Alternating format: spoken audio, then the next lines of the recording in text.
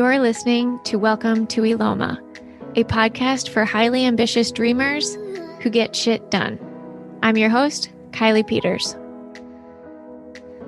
This is a space where we talk about creating more free time in our lives and our businesses. So today's guest is Jenny Blake, and Jenny is the award-winning author of the book Free Time, which I read earlier this year and was a catalyst to me asking her to be on the show. She's also the author of Pivot and Life After Challenge, and she also hosts the podcast Free Time and Pivot. And hot off the press, Free Time is just newly nominated for a Webby Award. So very exciting, and congratulations to Jenny. One of the reasons I wanted to bring her on the show was because, like I mentioned, I finished reading Free Time earlier this year.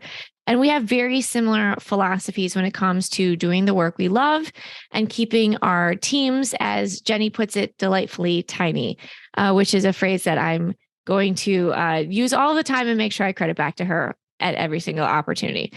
So I cannot wait to get into today's conversation on creating more free time, because I don't know a single entrepreneur who wouldn't find that to be a welcome change. So welcome to Eloma, Jenny. Yay. Thank you so much, Kylie. It's amazing to discover kindred spirits in operational efficiency and setting time free. So I'm delighted to be here. Yes. Thank you so much for joining us. So you have a couple books under your belt, right? You've published Pivot specifically, and then Free Time is your most recent book. Could you tell us a little bit about the motivation behind both of these books? All three of my books came from periods of going through tremendous challenge, particularly where I felt alone. I felt like everyone else had things figured out and there was something wrong with me. Now, I'm 18 years into platform building. I've gotten a little clearer and more self-aware that I actually think being a highly sensitive person does make me feel like I'm often in a raft or a paddle boat in the ocean while everyone else is in a cruise liner. So I end up reading, like gobbling up self-help and business books, consuming everything I can. And if I can devise some sort of simpler process to help other people move through it, that is what I live for. And usually if I've had to read 100 books, why isn't there one that would have just told me what to do a little more clearly? And then in terms of free time, I also want to help save business owners time of having to just document really easeful ways to work to set everybody's time free, not just the owner, but everybody who's a part of it, and do it in a way that's heart-based and just a little different than most other business books in the space. Almost every other systems book in business is written by a man. So I'll be happy to have an entrant that's a little more colorful, a little more fun, not using a bunch of war metaphors. So there's Free Time. Oh my God. Yeah, so true. I'm so not. My husband's obsessed with World War II. And it's not my jam, man. I could go without the war metaphors. Yeah, I appreciate that. There's a lot of that in the business world. It's like conquer, even just the idea of a bullet list, or you have to fire cannonballs before, or you fire something before the cannonballs. And there's just like so many metaphors like this, or that are they're super competitive, or that assume that the only path for a business is to try to grow as big as possible or as fast as possible.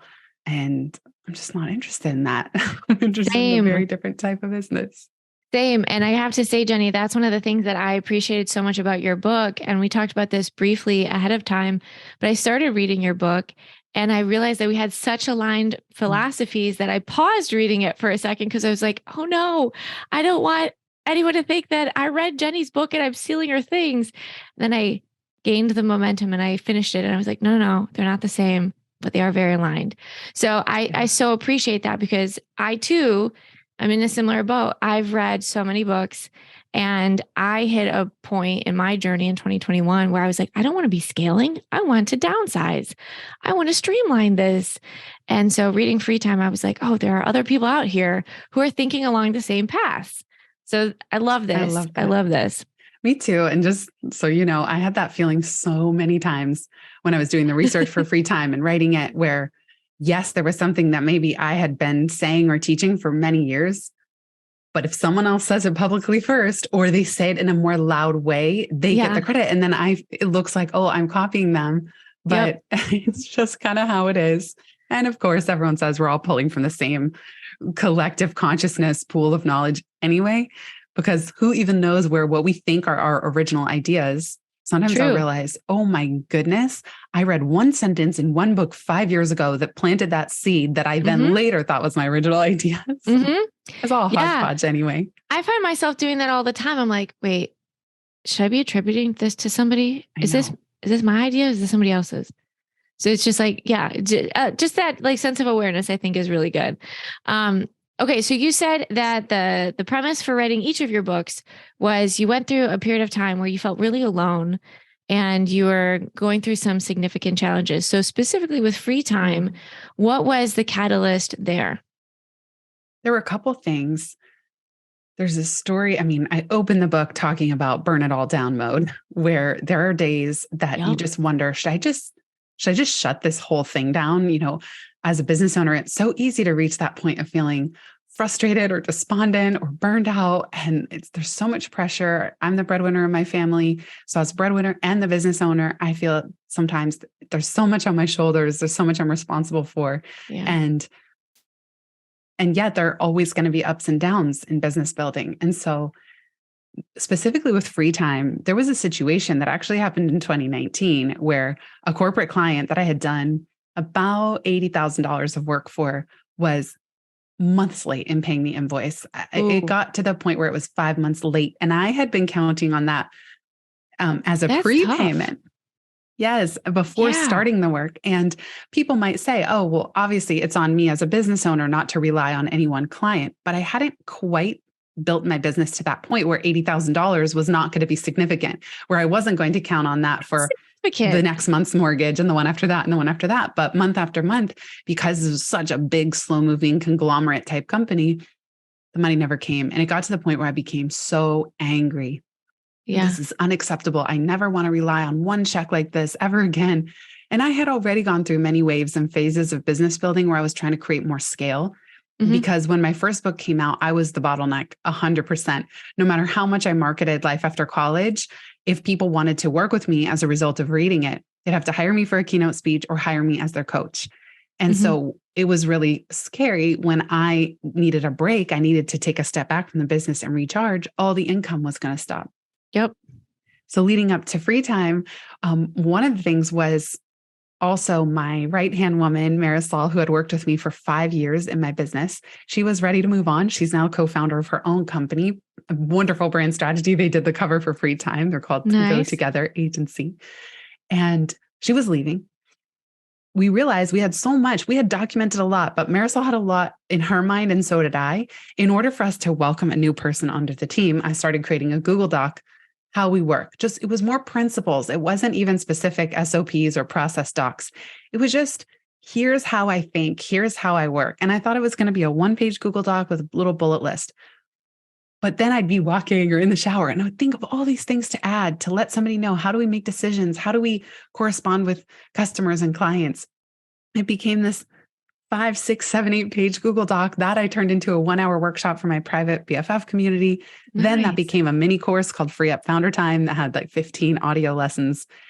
And then that became this book, because at each step of kind of doing this, thinking it was just for me and then testing it with my community, I realized how helpful it was to convey the principles behind working, but also at some point giving myself permission to put myself out there. I never gave myself permission really to talk about business publicly because I thought, what do I know? I don't have a 7-figure business. I never sold a business. I don't have these typical markers of success, but I do have free time and I do have a love of systems building and efficiency. So finally with the book, I gave myself permission to say, yes, I can write a business book. I do have things to share that I've been sharing behind the scenes in my community for 7 years. It's time.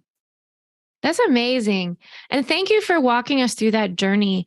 Because I know right now, even as I'm listening to you, that resonates so much with me. I'm always taking notes in like my notes app on my phone or in Google Docs when I'm in the shower or walking or like before bed or like random, doing dishes kind of thing.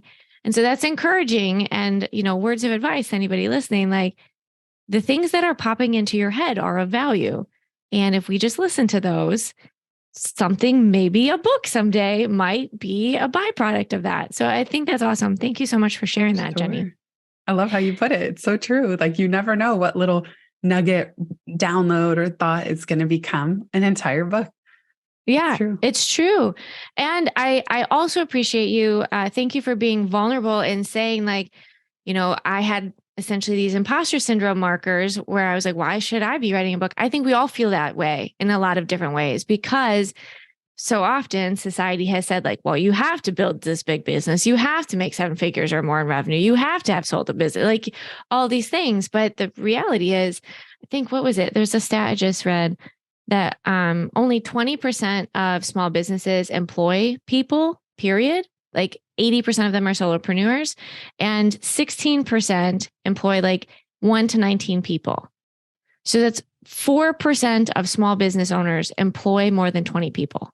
Yep. 25 million are non-employer businesses in the US. Yeah. So it's like, I mean, sure, we're talking about people versus revenue, but still it's like the majority of us out there are small businesses. And so, but we're running them successfully. And there are a lot of things to be said. So I thank you for putting that out there. And I think that's a good reminder for all of us.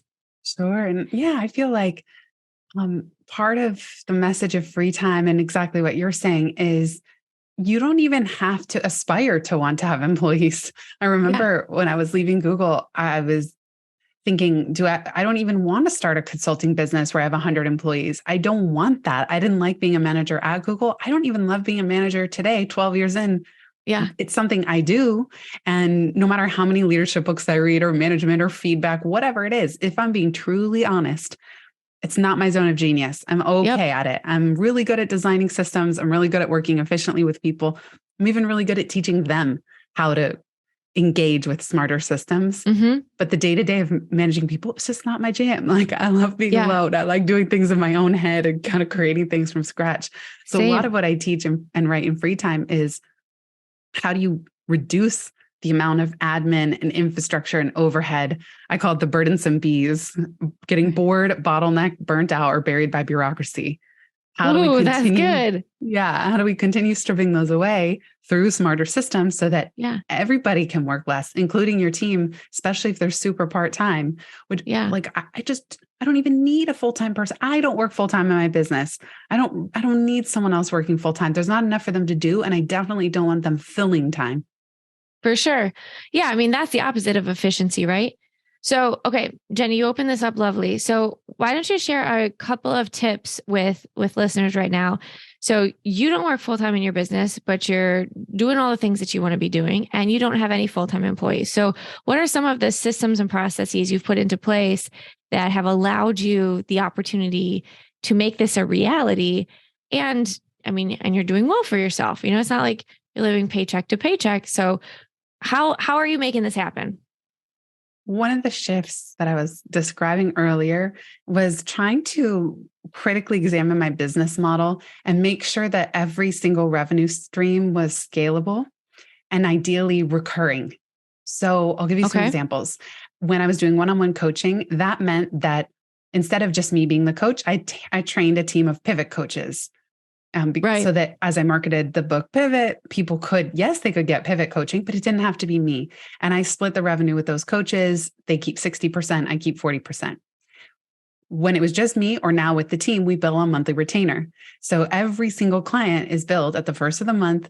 It's good until canceled. There's no minimums. There's no number of months of the contract. That's another way of creating recurring revenue that's more predictable than billing clients ad hoc whenever they start, however many months your package is. Yeah. And even in terms of calendar design, when I was coaching, I got to the point where I was only coaching people on A and C weeks of the month on Thursdays between, say, 10 a.m. and 2 p.m. Period. Mm-hmm. That's it. That meant that I could have 4 clients at a time. And all of that structure enabled me to free my time up for other things. I licensed the Pivot IP to companies. They pay on an annual basis to license the material. With free time, I have a private community for small business owners, BFF. That's billed monthly. And that's my way of I don't I don't do one-on-one coaching anymore, but the community is a way that people can come together, share best practices, give and receive feedback. It's not all relying on me. And I think it's much better and more valuable that way. Yeah. In all these cases, it's about looking at how do I influence these revenue streams, but not hold them up so that if whether I have one licensing client or 10 or 100, it works the same. Whether we have 10 pivot coaching clients, 100 or 1,000, the structure is all there and it works. Whether the BFF community has 100 members, 1,000, 100,000, it all still works. And of course, at some point, you might need different levels of customer support or volume can increase at a certain point, but designing the business model upfront is really important. And then the other thing I would say beyond recurring and scalable is starting things even in a scrappy way, but over time, like almost the whole parable of Michelangelo chipping away at the marbles to see the angel inside. Take podcasting. I've been doing it for 8 years. I have 2 shows now, but the absolute game changer that changed everything was when I finally went pro by hiring a whole production team. So I work with One Stone Creative. Now, only now, as of, I want to say a year ago, do I have it where all I do is show up and do the interview. I do a little guest prep, but that's it. They help with every other step of the process. And the most important piece of that is that cognitively, they own that the episodes go live at the correct day and time. Yep. I produce 12 a month and they know not to let me hold anything up. If I haven't reviewed show notes, publish it anyway. And if there's a typo or something I don't like, it's on me. Whereas before, even when I was delegating to subcontractors for show notes setup or audio editing, I was still cognitively in charge of the life of an episode. And that gets very complex because every episode is like 50 sub steps in itself. And so I would hold it up. Things wouldn't go out on time. Sometimes the show would stop for months at a time. And that's because I was the limiting factor. So I think over time, the goal is for every area of the business, really look at the stuff that you love and want to do and are great at doing. And then sometimes you have to take that big leap and invest more than you think or more than you're ready for to offload it to somebody who knows what they're doing more than you. That's also very important. Absolutely. Oh, I love that as an example. This podcast just recently turned 1 year old and we do one a week. But that was something that we realized quite right away. I was like, I want to do a podcast, but I have no idea how to do this. And I can't, this isn't worth my time to figure it out. So we did start working with somebody and it is a game changer, man. It's totally a game changer. But what I love so much about what you just said is you called to the forefront the cognitive bandwidth that is required for all that. And I think that's such an important thing to keep in mind. So for everybody listening, like, yes, it's one thing to delegate, but it's another thing to cognitively remove that burden, that obstacle that you might be holding. So I think that's such a great call out. Jenny, anything else in terms of like the keys to success, the secret sauce to creating free time? I mean, I know we're like just scratching the surface here, but the good news is it's all documented. It's all in the book and on the podcast.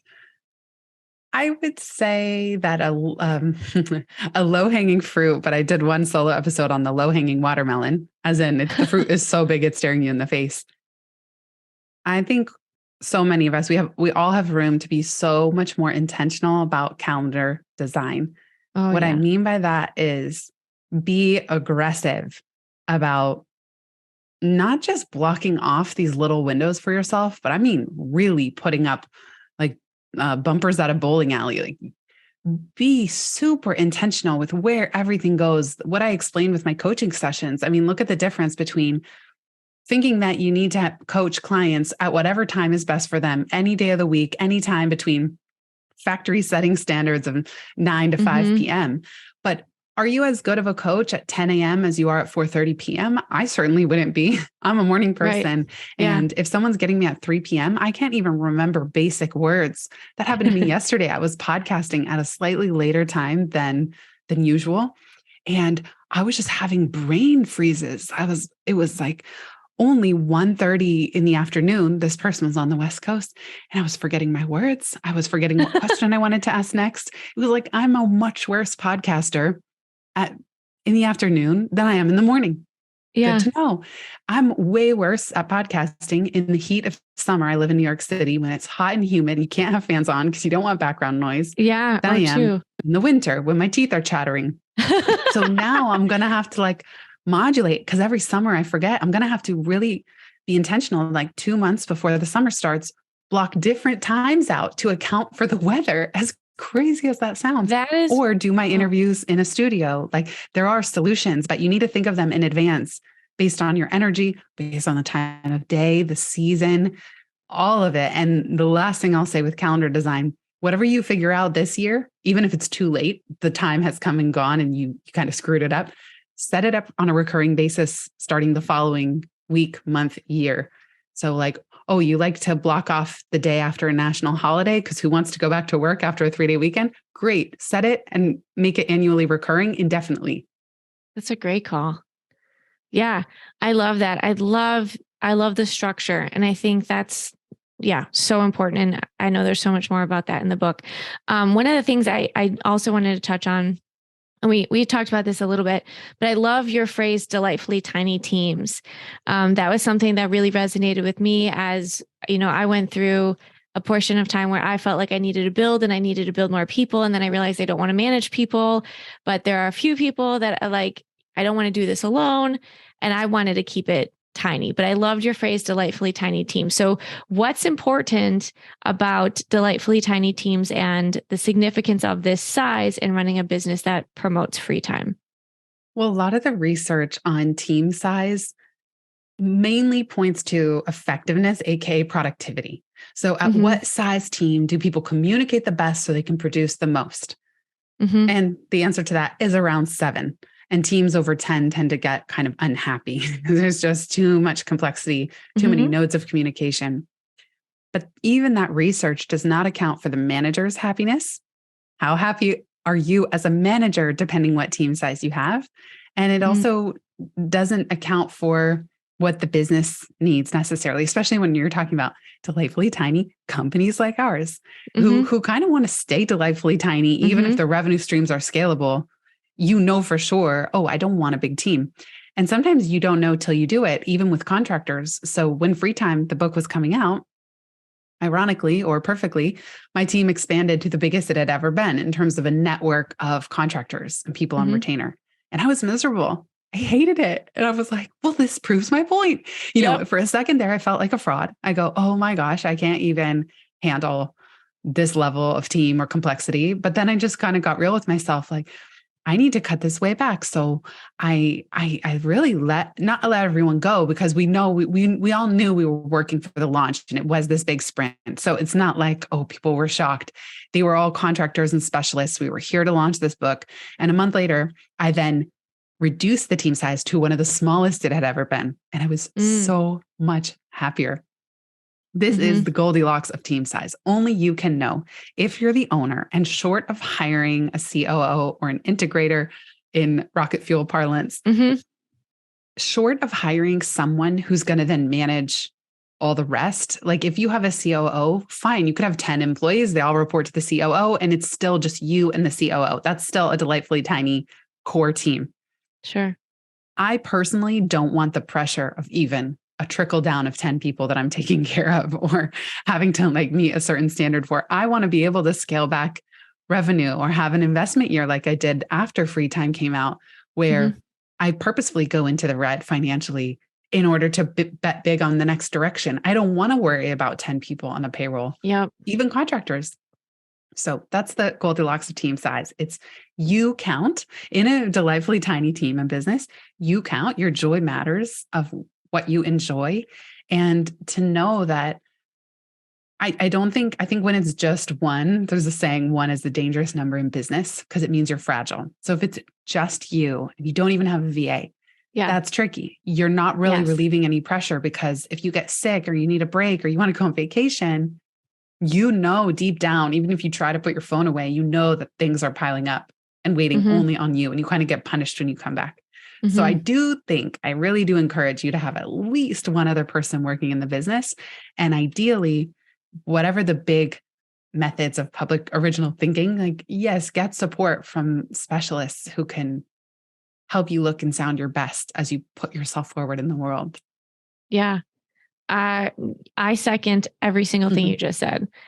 Absolutely. And I know like that might not be what everybody wants, but I think the more we normalize the conversation of having tiny teams, intentionally tiny teams, maybe that will be my phrase. Yours are delightfully tiny. Mine might be intentionally tiny. We'll see. They're tiny teams, delightful and intentional. But I think the more we normalize that, the more people will hopefully feel like that burden to build a huge team is not the only way, right?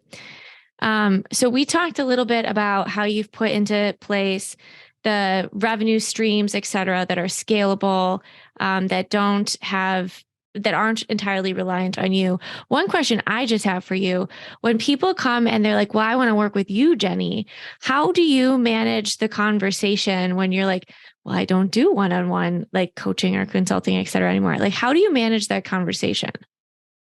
That's exactly as you said.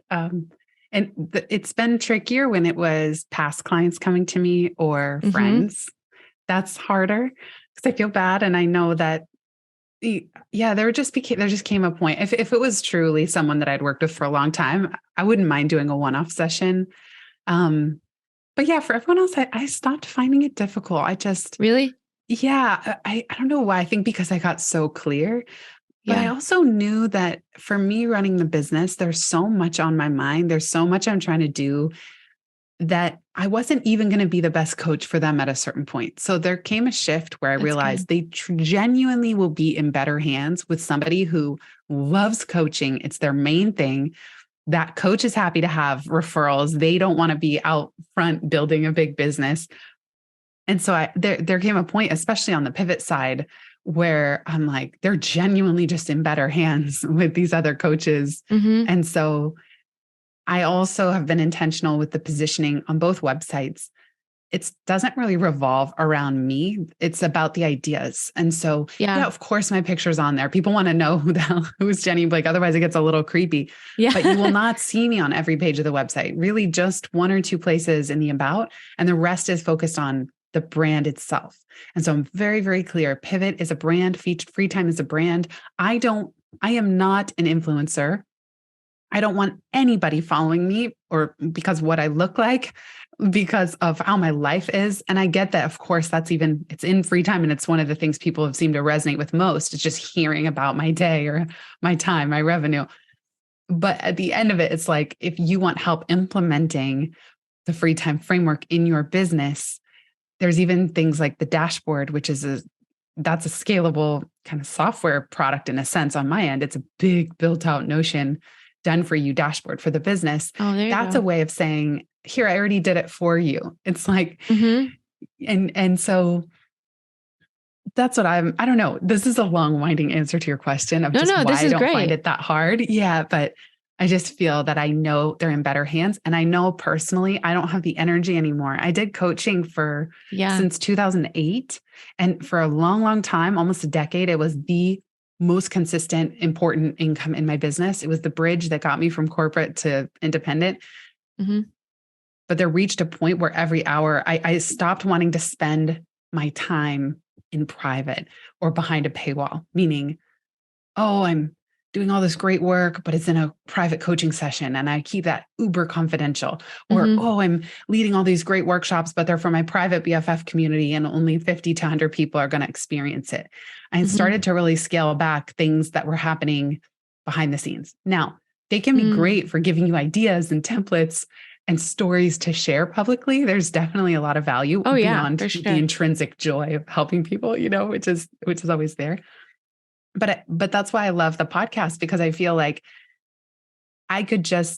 people ask me all the time, like, should I get a traditional publisher or should I self-publish? Great. Let me record a podcast episode. That hour of my time can now be listened to thousands of times. I don't need to keep answering the question on a one-off basis or behind the scenes or in a pick your brain phone call. It's out there. This asset now exists in the form of a podcast episode. That's how I want to spend my time, one to many. No, I think that's such a good call. And what I'm hearing you say is you shifted your mindset And you also did all of the work in such great detail that it was just a click away to answer these questions. So like, I think that also just goes back to prove how the amazing setup of systems that you've created, you have preemptively thought through all of the questions that people might ask anyway, and you've created the answers for them. So I think that's a big call out to everything that you've done. Well, thank you. Thanks for saying that. Yeah. I think it's well, also a lot of work. It's also kind of thinking about positioning and just evolving over time. But I don't know. I feel like the coaching industry exploded. Suddenly everybody's a coach. And I just lost interest in being one of so many. Like if I'm going to hang my hat on a professional identity, the two that I chose that you shared in the intro are author and podcaster. Those are the things that, and that's one to many as well, because the book, that's kind of my content flywheel of just the book can lead to the podcast, can lead to the community, and they all support each other. And those have not, I mean, maybe infinite, but we talked about those 25 million non-employer businesses. I feel like, okay, maybe at least 1 million of those are heart-based and resonate with principles like intuition and serendipity. And so that's where I want my effort to go of like, that's the identity. Those are the two that bring me the most joy now. It used to be coaching. And then I'm like, okay, I'm ready to just sunset that piece. But good for you for like, we all evolve, and good for you for understanding that. So that being said, like, what are you working on now that you are super excited about? Now it's growing what I have. I love, I'm a builder. I love creating things. It's incredible to have a little phrase like free time drop into my mind, speaking of the downloads, and then to see what it can become, a whole book and brand and podcast and business. And I freaking love that. And I told myself turning the corner into 2023, I'm not allowed to create anything new, nothing new, not a book, not a podcast, not a course, nothing. It's time to grow what exists. I have 2 skis in my business, pivot and free time. Life after college kind of folds into pivot because it's a form of navigating what's next. Sure. With these 2 skis, the revenue streams are set up. I don't need to build anything new. That's my comfort zone. Now I need to just keep getting the word out and growing what already exists. So you can hear the kind of passion in my voice is because I'm being strict with myself. No new things. It's so easy to just jump to creating new things and then not get what does exist enough momentum to grow. It's like the marketing effort, which is not my favorite aspect of anything, is the water that the plants need to grow. I need to water the plants. And with a book in particular, I do think it takes years of dedicated effort to try to get at any sort of tipping point. And even tipping point, Malcolm Gladwell took 2 years to reach a tipping point. So, I mean, proof and point that like, don't leave something behind too soon and too early. And it's easy to do because there's waves, there's dips where it's like nothing's happening. This has no pulse anymore. Nobody's reaching out, for interviews. I'm happy to be doing this one. But it's just like, there are lulls where it's like, oh, I'm so tired. Okay, take a break, regroup, get back at it. Thank you so much for saying that. I think we are very kindred spirits. I too love to build. And I've told myself this is a building year, and next year I'm not allowed to create anything new. So thank you for saying that. Jenny, you're really such an inspiration. Thank you for being so honest and being vulnerable and saying things that not many other people are willing to say. Thank you very much for that. My next question for you is, what impact do you want to make on the world, or what legacy do you want to leave? Oh, well, thank you for the kind words. Truly to help set people's time free. I feel that time is, as I say in the book, so much more precious than money. It is so much more than that. Time is life. It is our life.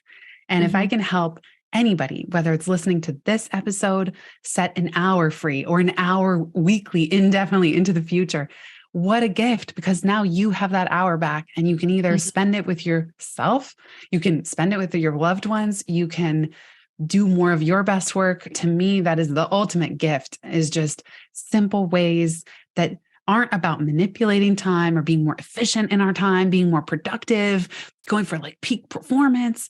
No, let's just set it all free. What if we could just drop it, like do less, be happier, just unhook from all that churn and burn culture. And that's the impact that I am so honored to have. And it's like the greatest feeling in the world when somebody writes and says the change that they've made and the time that they've gotten back as a result. Yeah, I love that. Okay, my last question. This is what I end every podcast episode with. What is your greatest insight or discovery about life and entrepreneurship? Wow, that's such a good one. Just a big doozy out there. Lately, it's been that nobody really has it all figured out. Then it's so easy to look over at other people's paper. Like you're taking a test in high school and you're like, ooh, what are they doing? Yep. But then even when I'm in, let's say, an author Zoom where it's 20 authors and we're talking about how to market a book, we're still all throwing spaghetti at the wall. Even the ones who have mega bestsellers. Yes, there are very strategic things that they did. Yes, they worked really hard to build their platform. And there is always luck and serendipity still involved in hitting it, or the market changes and the ways that we be successful, it changes, it evolves. And so I think I used to kind of beat myself up a little bit of just, oh, they know what they're doing and I don't, or like I don't have one of my gremlins is I don't have a business, I have a hobby because I don't take it too seriously, or I don't overly obsess about metrics and things like that. And, or even I will sacrifice money and revenue for the sake of my joy and my time. So that's why that little gremlin's like, oh, that's not a business, that's a hobby. Like a true business would figure out how to like consistently earn X amount of money and blah, blah, blah. But now I realize, oh, I'm just doing it backwards of the best practices. I have the lifestyle I want, I have the time, I have the joy, I love what I'm doing. And great. Now I'm going to fill in the money blanks as I shift away from certain income streams. It's all good, but there is no one way. And there is even the people who look like they have it all figured out are always still doing a little bit of guesswork. I love that. Thank you so much for the truth bombs. For anybody listening, if you like today's podcast episode as much as I have, please leave a review.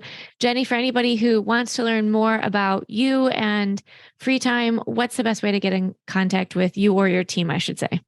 You can search for Free Time with Jenny Blake wherever you're listening to this episode. And you can also visit itsfreetime.com/toolkit. We'll take you to a bunch of free resources about a lot of the topics we've talked about. So that might be a good place to dive in. And of course, get the book if you don't already have it. Grab the book. Yeah, absolutely. Thank you so much, Jenny. It's been a pleasure. Just really thank you so much for spending some time with us. Thank you, Kylie. Thanks for having me. And big thanks to everybody who's here listening. To continue learning how to better build your business and make your vision a reality, subscribe to the Welcome to Eloma email list at welcometoeloma.com.